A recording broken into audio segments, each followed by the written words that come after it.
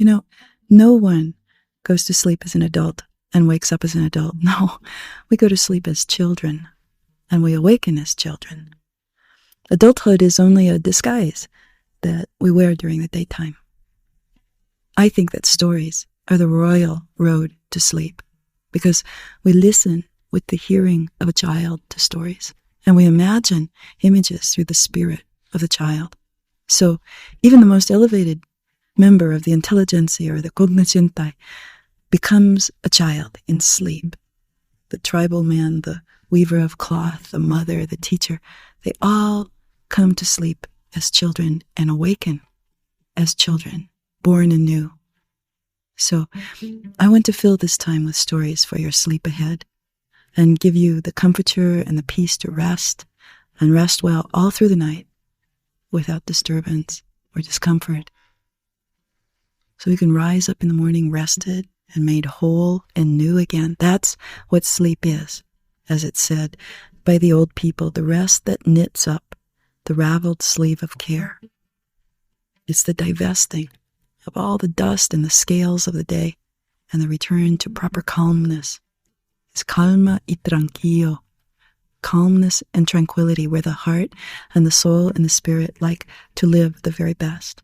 So now, take your ease, and if by chance you drift off into a good sleep while I'm speaking to you, don't be concerned. Tomorrow night we can begin our time together again where we left off tonight. So if you're lulled to sleep, be assured I won't be offended. I'll be happy that you're resting and being restored.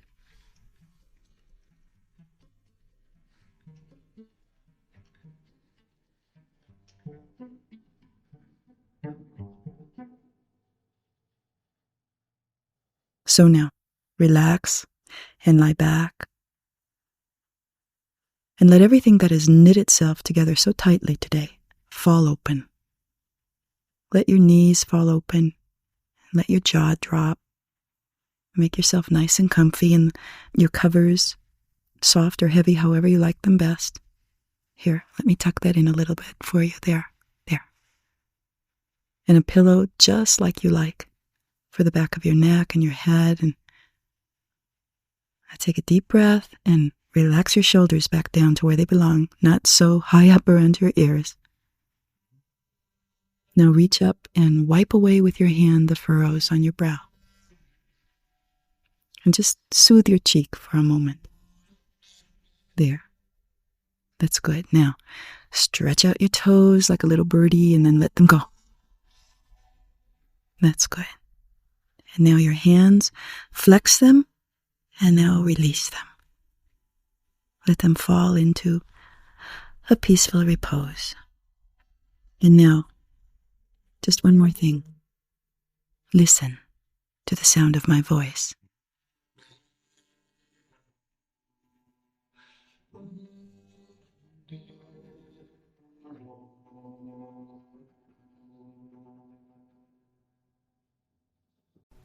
You know, we all go into sleep and into the dream time in different ways, and there are stories about how people leave one reality and enter another, and one of my favorites is from the Narnia Chronicles by C.S. Lewis, in which there are 4 children who are sent away during World War II out of London to a place of safety out in the country.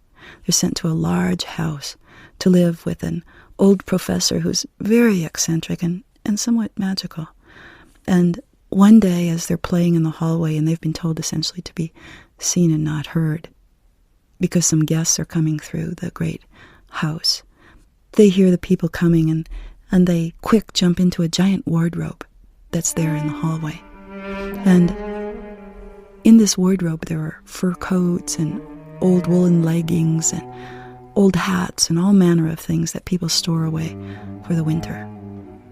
And as they're trying to be quiet so that they won't be detected, all of a sudden they feel a very cold breeze coming through the closet, and they can't figure out where it's coming from. And so they start to pull aside the old fur coats, and they realize there's a light in the back of the closet. But it isn't coming from an electrical fixture, and it isn't coming from a candle. It's coming from something in the back of the closet. And so they move farther and farther back into the wardrobe, and it becomes colder and colder, and they draw aside the last fur coat, and all of a sudden they see that the light is coming from the sky, and in the sky are clouds filled with snow that's slowly falling on a beautiful landscape. And they have found their way into the land of Narnia, through the wardrobe. And suddenly they are there. And one of the most famous lines from that story is, "Narnia, Narnia, awaken, love, think, speak, be divine again." And that's how we move into sleep, too. There's an aperture it comes through, relaxing the body and thinking of matters that are made with love, that are made divine. And there's nothing more magical than an old woman who is way past her childbearing years, as she is in the story of the Sleeping Beauty, who wants more than anything with her king to bear a child. But it appears that she has been forbidden this great delight in life. And so she and her king are very, very sad. So sad, in fact, it can barely be expressed. So they had gone to all the different places of the world and seen magicians. They had gone everywhere they could to try the waters and to try new cures and medicines. They had gone on pilgrimage.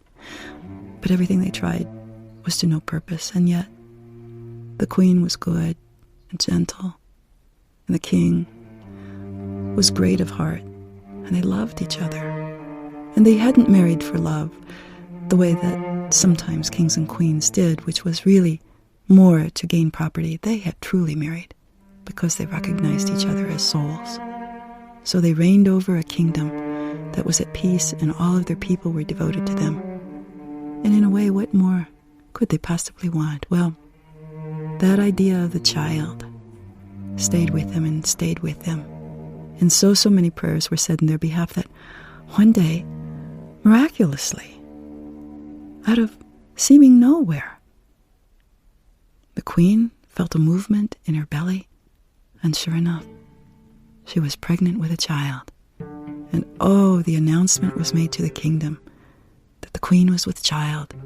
And the flags waved everywhere, and all the bells and all the churches throughout were sent pealing until the steeples practically rocked back and forth, and people in the streets tossed their hats up in the air and cheered, and soldiers marched bedecked out in their greatest, most shiny medals, and even strangers who met each other in the street, they took each other's hands exclaiming, "Our queen is going to have a child! Our queen! Long live the new little child!" And so time went on, the lady and all her ladies in waiting, and every day she sang to the little child who was in her belly, and each day prepared more and more the great ceremony that would take place when this little beautiful darling of theirs was born. And the time came to pass that the queen went into her labor, and soon was delivered the most radiant, incandescent child that one could ever imagine. And the king ordered immediately that the ceremonies begin, and that a great feast be set, and parades take place in the street, and that everything that could be covered with gold be covered with gold, and everything be covered with a canopy be covered with a canopy, and everything that could be set with diamonds and rubies for this great celebration. And so all the fairies of the kingdom were lined up, thinking about how wonderful it would be, this feast, where they would bestow upon this tiny little princess, who was so incredibly beautiful, wishes and behests that would serve her for the rest of her life. And yet, it seemed that perhaps there was a problem. They did have 12 plates for 12 fairies, and these 12 plates were made of gold and encrusted with jewels. And they did have 12 knives and 12 spoons to go with the plates. And it seemed that, were there 12 fairies? Or maybe there were 13 in the kingdom. They couldn't quite remember, but maybe, yes, it was 12. And so they sent out invitations to all 12. And at that gala when all were seated at the great groaning tables that were covered with flowers, covered with gorgeous brocaded cloths, covered and dripping in beautiful laces, and upon which were platters of the finest porcelain from France, that carried all manner of game birds steaming and glazed, and apricots from far away, and spices from far away also. And in the midst of all that, the fairies entered the hall, each taking her seat, and each fairy, no matter her age or stature, more beautiful than the next, and one bedecked all in lavender, and another all bedecked in yellow saffron, and another bedecked in the color that roses are in the spring, and another bedecked in the leaf green, the first green that shows in the springtime when winter is over. And on it went, another bedecked as though she had just come from the royal cobalt blue of the heavens, and another bedecked in the red corona of the sun. And when all fairies were seated, and all were eating and enjoying and laughing, and the troubadours were singing, and the musicians were playing, and the soldiers were at attention, and the king and queen at the head of the table were so proud, and had the bassinet draped with the finest of laces, with the darling, darling child in it, all of a sudden, the great doors of the hall slammed open, and in strode the 13th fairy, and she was dressed in grey, that was the color of dead mosses, and she was dressed in brown, the color of plants that have died long ago, and she was dressed in black, in the colors of things that are not yet seeing the light of day. "Huh," she said. "You thought you would leave me out. Well, I have something for the little princess." And at this point, all the fairies rose up out of their seats and quickly went up to the bassinet, and one by one with their magic wands began touching the little princess and whispering a wish over her. "Oh, that you may be beautiful for life. Oh, that your heart may be pure for life. Oh, that you may always be smart and always be wise. And oh, that you may always be skilled with your hands. And oh, that you may always be generous with others and have mercy on others." Almost all the fairies were able to give their wishes, except the very last one, before the 13th fairy strode up to this beautiful, innocent little child, and with her old wand that was made of a crooked piece of willow, she tapped the top of the bassinet and said, "I curse you to die. When you are 16 years old, you will prick your finger on a spindle, and you will fall down dead." And with that, the 13th fairy turned in a whirlwind that seemed like it was filled with dead leaves and the muck of swamps, and slammed out of the great hall. And the queen and the king and all present were so broken-hearted and saddened and horrified, they began to weep copiously, and "What shall we do? What shall we do? Oh my God, our child has been cursed." But the 12th fairy stepped forward, and she said in a voice that sounded like a nightingale's voice, that this child had been given so much, to be generous, to be loving, to be beautiful, to be able to play music to perfection, to be able to weave without error. She had been given so much. And furthermore, the 12th fairy said, "Even though I cannot change the curse of so powerful a fairy, I can soften it. And so, this child, when she is 16 years old, yes, she will prick her finger on a spindle, but she will not die. She will only sleep for 100 years. I assure you, your child shall not die of this disaster. Your child shall live." And so that 13th fairy, all dressed in grey and brown and black, with her hooked nose that met together with her chin almost like a nutcracker, no one knew where she went, only that she was jealous and beside herself for not having been invited to the christening. And the king, in an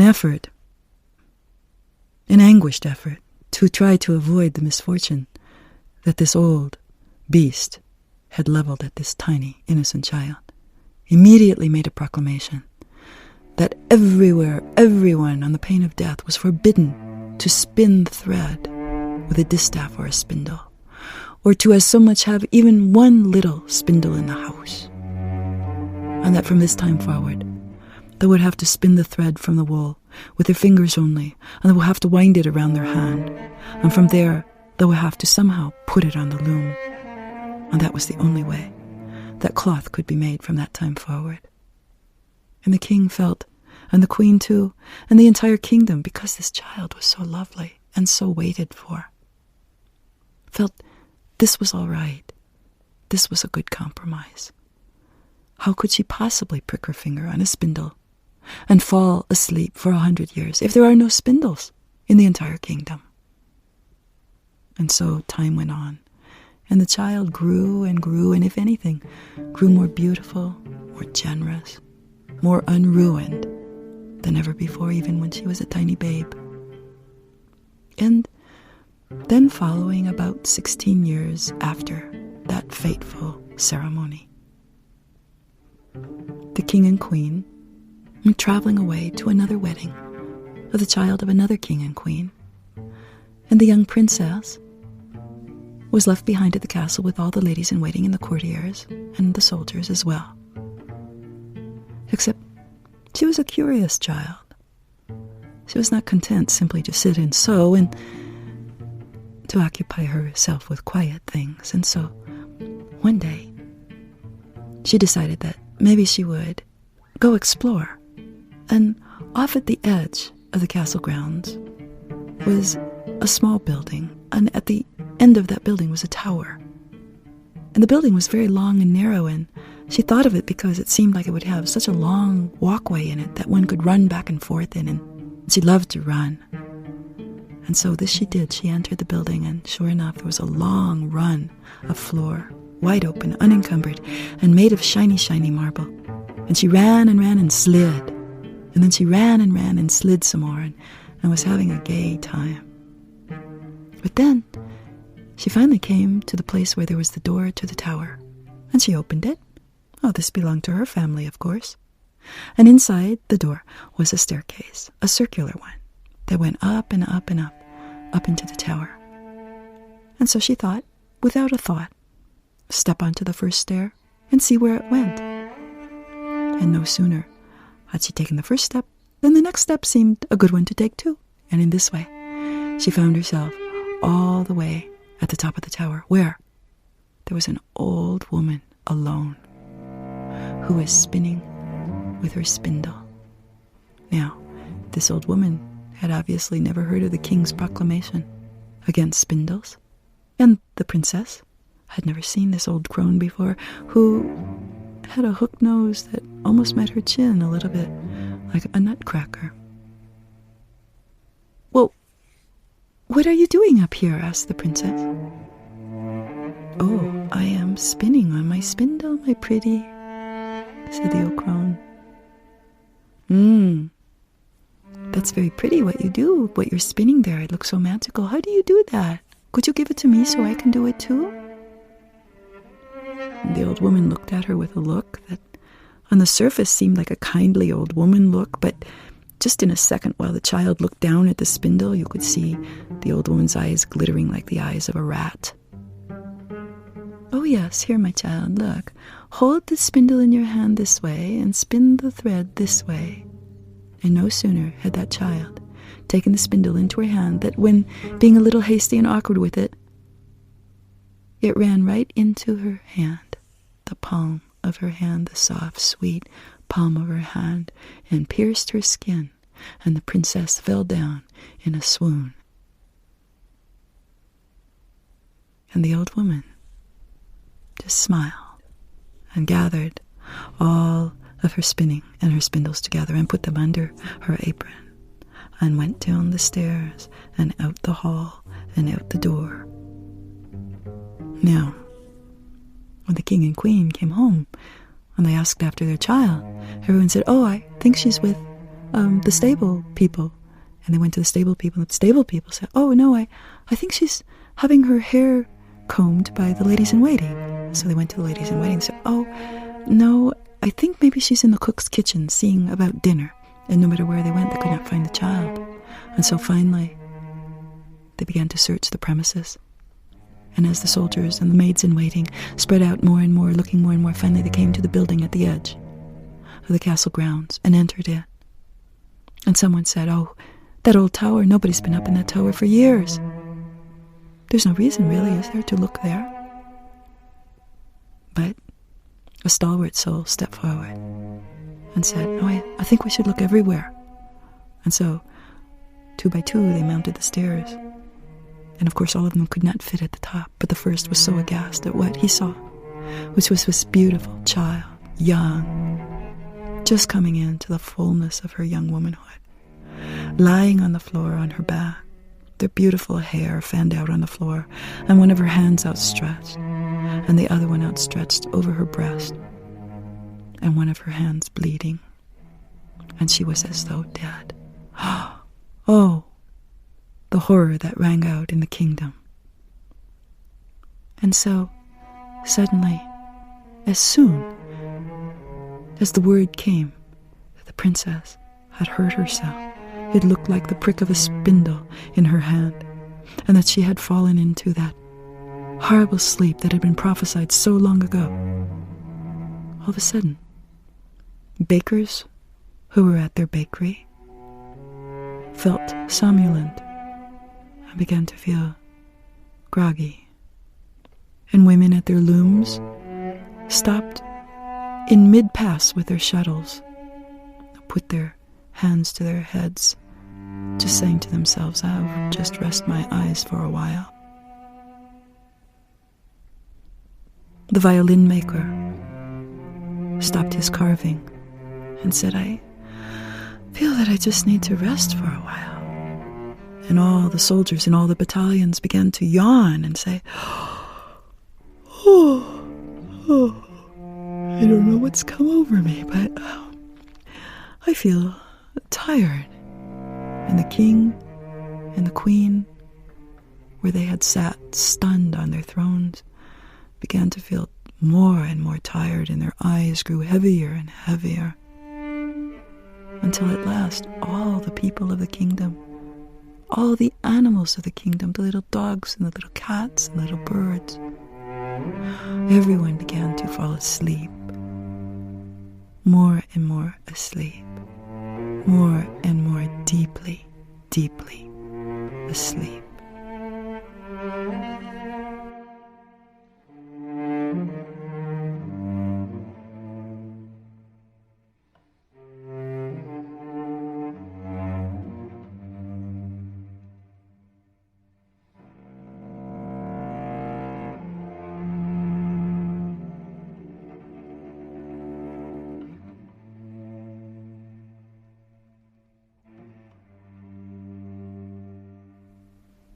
And so, the whole kingdom slept. Even the fires in the hearth smoked and went out. And over the years, as the kingdom slept on, and the beautiful sleeping beauty slept on too, a legend grew up outside the kingdom, reaching far away, even over the oceans, that there was a magical kingdom in a certain place on the earth, where there was a beautiful princess who only true love might awaken her. And so many suitors came from far, far away, looking and trying to see, is there some way to find this princess and to awaken her and the entire kingdom? And as the legend grew over the years, it changed into, it was not only a beautiful princess in a kingdom asleep, it was not only that true love would awaken her, but also that whomsoever might awaken her would then inherit the entire kingdom. And perhaps almost as a response to this, around the kingdom itself grew a great hedge filled with thorns, and it grew up high, high, high, a wall higher almost than you could see the top of. and this embraced and protected the kingdom of the sleeping princess. After many years, when suitors came to test the legend that had grown up around the kingdom, they were not as excited once they saw the white bones of other suitors who had tried, tangled in the thorny hedge. This hedge was impenetrable, and those who tried to go through were either blinded or prevented entirely or trapped. And yet, because of the legend and the promise, more and more suitors came, attempting to see if they could penetrate that gigantic wall around the sleeping princess.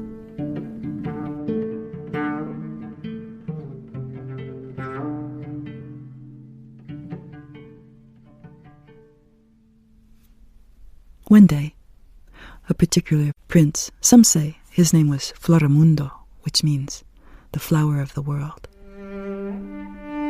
He came on a great black horse that was so shiny, it was almost like a sun in itself.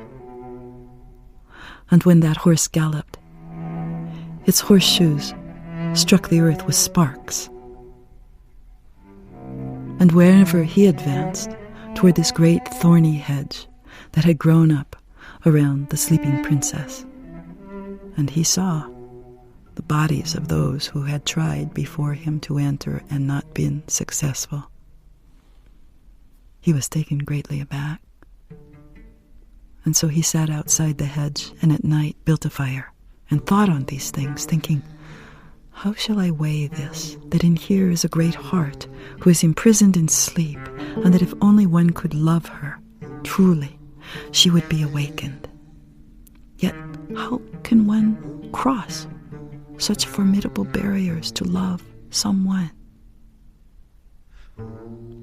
And as he thought, he imagined that he could feel her and see her as she truly was.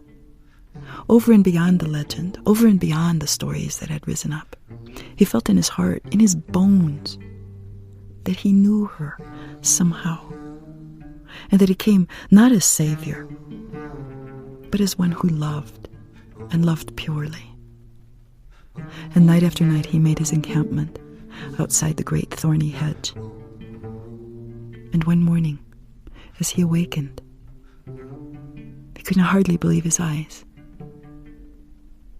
Where he had come through a great woods, picking his way through with his giant horse, almost tree by tree, they were so closely grown together, a wide roadway had opened in the forest. And the bushes and the brambles of the hedge were creaking and swaying as though there were a wind, but there was no wind. And a tearing sound was heard, and it was the thorns and the leaves of the hedge tearing themselves away from one another so that they made way for him to pass through. And he rode up to the castle, through the hedge that now had been sundered open for him. And he saw that none of his men could follow him because the trees and the brambles and the hedge closed again as soon as he had passed through them. But he was a valiant prince, and he had in his heart an image of great love. He felt so strongly that this hedge had not been meant exactly to keep people out, but more so to protect what was within that was so exceedingly precious. And as the prince pranced on his horse past the courtiers, he could see that some of them were stretching a little bit. And as he went past the shops with the bakers and the weavers, he could see fingers and toes twitching a little bit. And the farther he rode, the more he could see people seeming to perhaps be coming to life after a long sleep, but he wasn't quite sure. And then, as he rode, he came to the building that was the edge of the premises of the castle, the building that had the tower attached to it.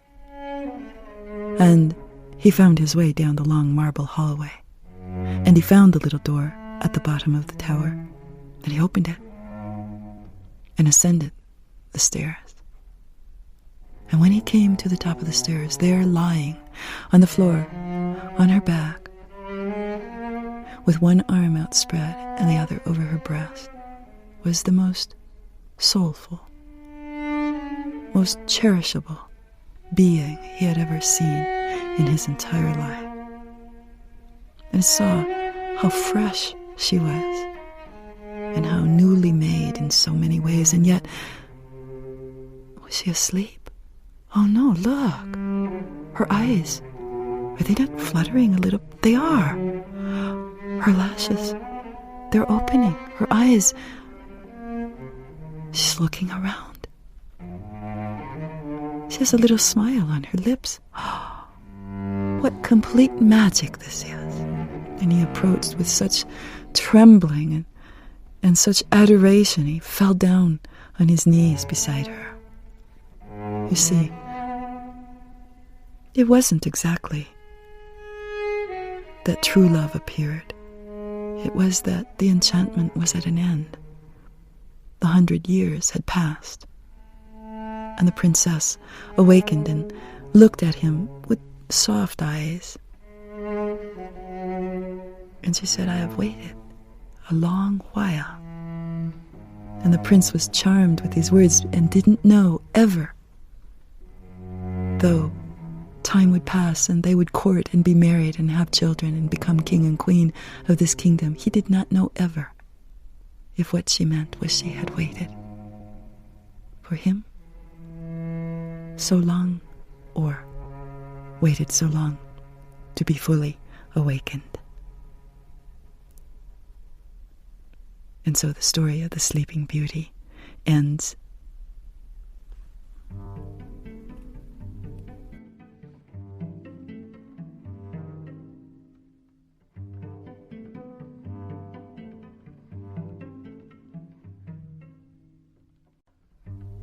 And so the Sleeping Beauty and the prince meet their destinies. Destiny meaning that which holds promise for goodness, that which will cause me to unfold and to be whole. And in this case, a destiny is coming awake after a long rest. The idea being that rest is the thing that brings new life, that a life that's lived without cease doesn't have enough spaces in it, enough rest periods in it, in order to form new ideas and new loves. And that is one of the meanings of destiny. There's a mother of destiny. She's called Mother Nyx, or Mother Night. She has children, and some of her children are called the Destinies. Others of her children are called Hypnos, which means sleep, this being born from Mother Nyx, Mother Night. And also she gives birth to a whole tribe of dreams and dreamers. And that's one of the parts of sleep that is so interesting, this idea of dreams, of a nightly cinema that, as Freud said, causes us to stay asleep, that dreams preserve sleep. They capture our imagination and our hearts, and sometimes our cojones and our ovarios too. Sometimes they capture our whole physical spirit because they're so compelling. And you can never tell when a dream is going to be a big dream, because sometimes little tiny dreams have big things to say. There's an Aesop fable called The Lion and the Mouse, about a lion who was asleep, and a little mouse started running up and down his spine, back and forth and back and forth and back and forth. But soon this awakened the lion, who put his big paw on the mouse and swatted him down and opened his enormous jaws in order to swallow him. But the little mouse said, "No, oh please, King of the Beasts, no, forgive me this time. If you do, I'll never forget it. You know, someday maybe I could do you a favor. You never can tell." And the lion was so amused at the idea that this little tiny mouse would be able to help him, the great lion, that he opened up his paw and he let the little mouse go.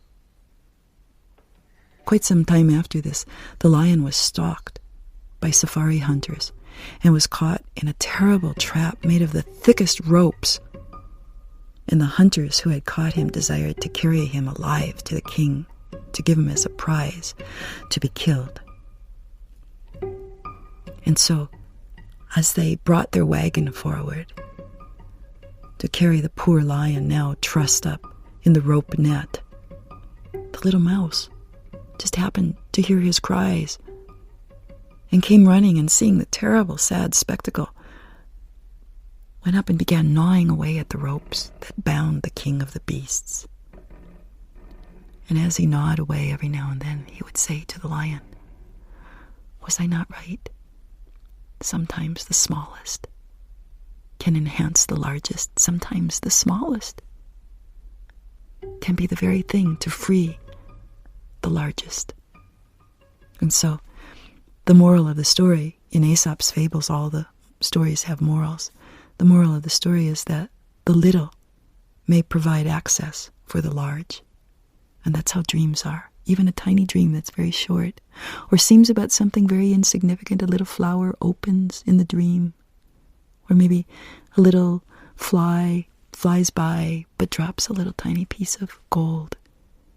Never can tell with our dreams, because they are enchantments in a way.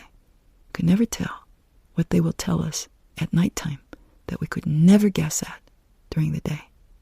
Truths, new directions to move in, ways to think, new attitudes. That's what the bounty of dreams brings to us in our sleep.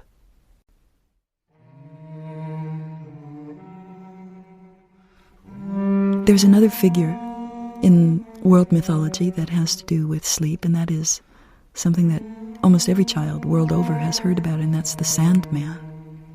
The Sandman is an ancient idea that some say rose out of stories from the Persian desert. And the Sandman is the one who, after a long hot day, with everything so warm now in the desert, yet at night, even the sand itself, which is made of tiny little pieces of glass, is cooling off to a habitable temperature. And that Sandman is not exactly a person, but is more a force, a magical force that causes a little breeze to blow through the beautiful spangled canopy of the tent and causes the sides of the tent just to blow back and forth very gently. And that in this breeze is like a beautiful fragrant breath that is refreshing and cooling. That just the tiniest amount of fine sand is lifted too and sparkles in the air as it touches the person resting on their bed. And that this is soothing, and that the person feels compelled to close their eyes and to just listen now to the sounds of the night that take them into the place of sweet, sweet sleep.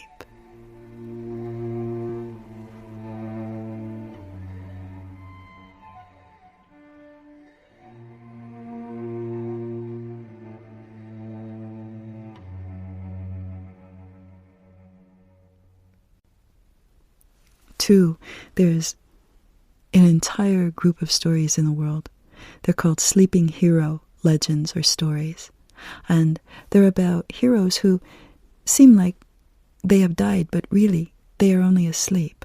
And their sole purpose in sleeping is to hold the entire community, the entire village, the entire nation, or an individual psyche together. There's a saying in my family that I have carried for years, which is, sleep well, for God is awake.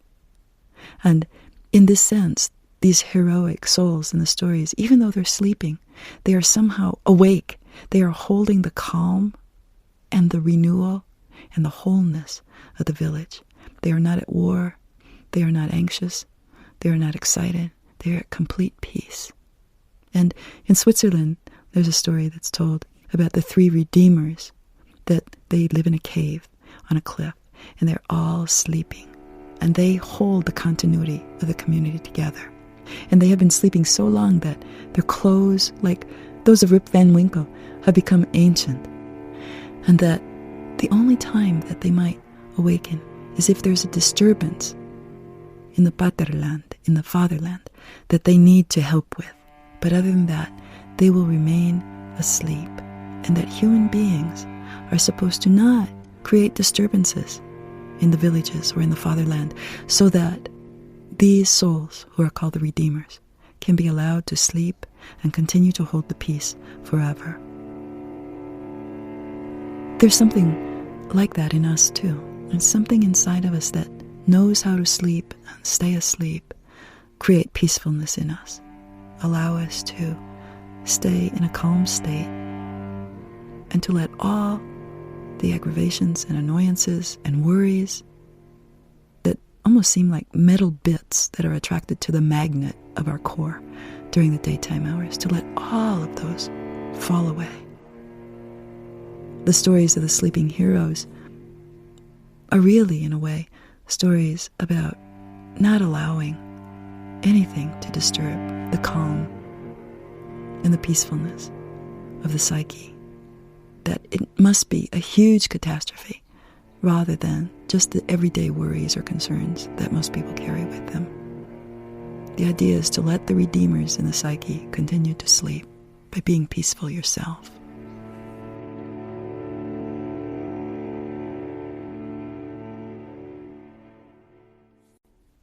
In the Chronicles of Narnia that we spoke about at the beginning, about the magical wardrobe that opens up into a whole other world, there's also a mouse in that story. His name is Reepicheep.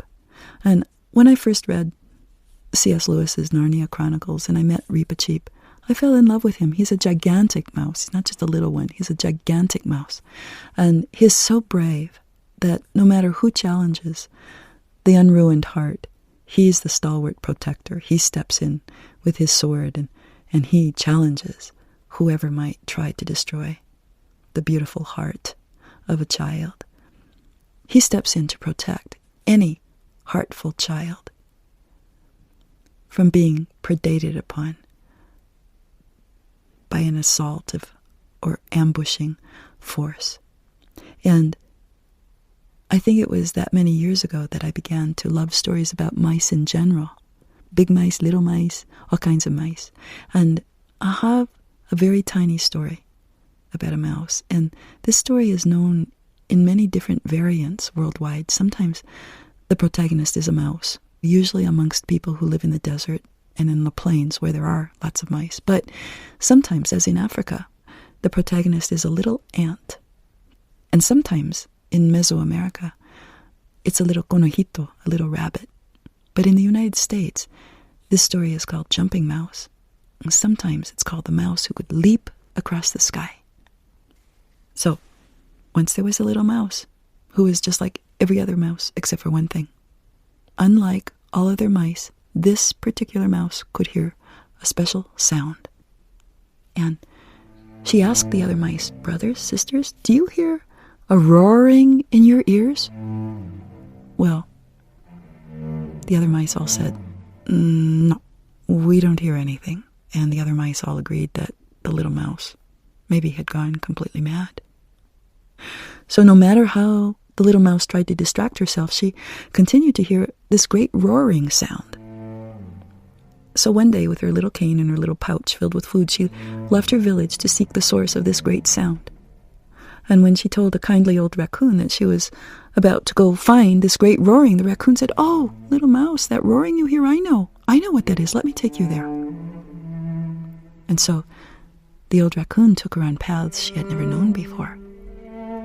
And the little mouse was a little frightened and thought some of the time of turning back, but the roaring became louder and louder and louder and louder. And eventually, they came to a great river, and this was the huge sound that she alone had been hearing. This great, replenishing, cleansing, life-giving river. And it rang out, and it thundered, and it roared, this beautiful river. And the little mouse was awestruck. And some of the creatures of the river swam over and said, oh, well, let us tell you something else then. This is the great river, but there's more to life than even this river. If you crouch down and then leap up as hard as you can, you'll see your true home. So using her little spindly pink legs. The little mouse leapt up as hard as she could, and she suddenly saw, for just a moment, far away, the shining mountains. And her little heart opened with such great love, and she knew that she must go there. "What did you see, little mouse?" asked the creature. "Oh, I saw a sight that will never leave my heart." And so she felt called to make her way into the larger world and set out.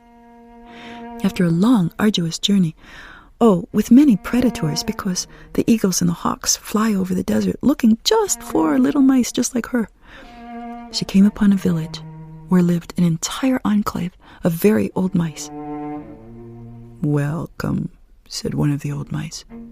"Stay here with us, where it's peaceful and nothing ever happens." "Ooh," said the little mouse, "can you see the river from here? And can you see the great mountains from here?" "No, not really. But it's comfortable here. Plenty of seeds. A hidden place. Safe from eagles who want to carry off little mice. Forget your passion. Forget those mountains. Stay here with us. Forget your wild notions."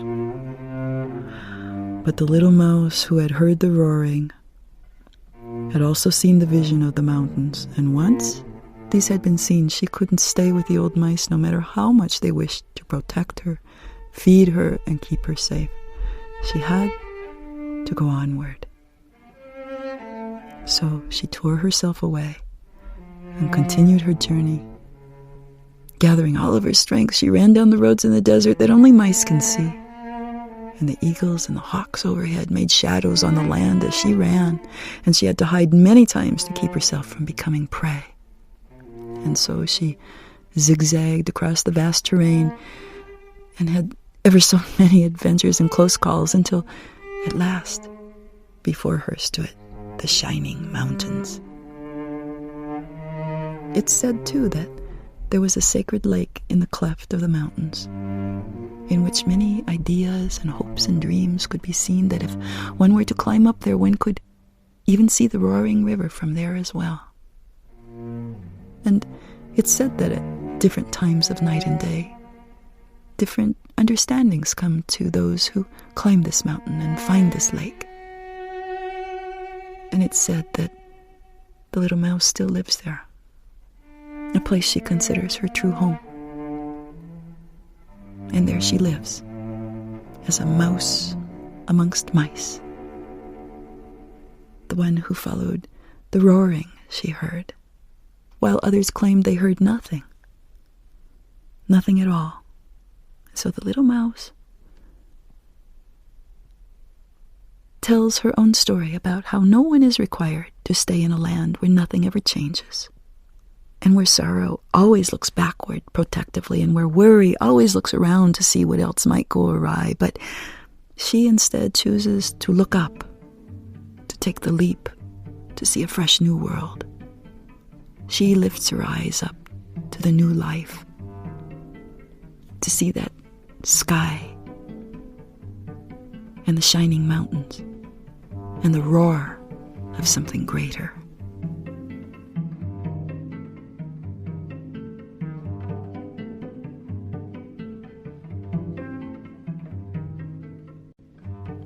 You know, people talk about the sacred duty to go forward in life, which is true. There's also a sacred duty to rest and restore oneself to what I call preserve the instrument. That's the body, and the spirit in the body, and the soul in the body too.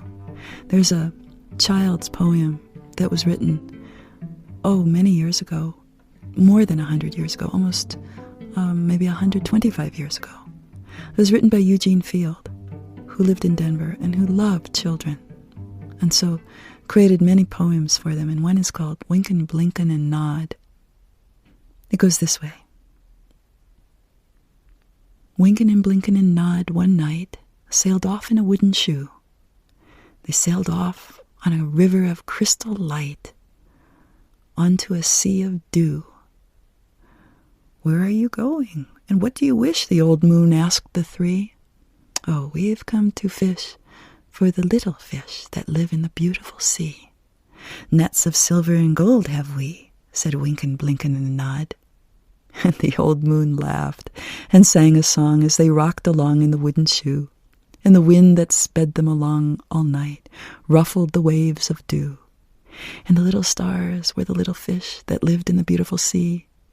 Now cast your nets wherever you wish, and never afraid should you be. So cried the stars to the fishermen three, Wynken and Blynken and Nod. All night long their nets they threw to the stars in the twinkling foam. Then down from the skies came the wooden shoe, bringing the little fishermen home. 'Twas all so pretty a sail it seemed, as if it could not be, and some folks thought 'twas a dream they dreamed of sailing that beautiful sea. But I shall name you the fishermen three, Wynken, Blynken, and Nod. Wynken and Blynken are your two little eyes, and Nod is your little head, and the wooden shoe that sails the skies is the wee one's trundle bed. So shut your eyes while Mother sings of wonderful sights that be, and you shall see the beautiful things as you rock in the misty sea, where the old wooden shoe rocked the fishermen three, Wynken, Blynken, and Nod. And now, good night. Sleep tight and tuck you in. See, there. A butterfly kiss to your forehead. Oh, sweet, sweet, sweet dreams.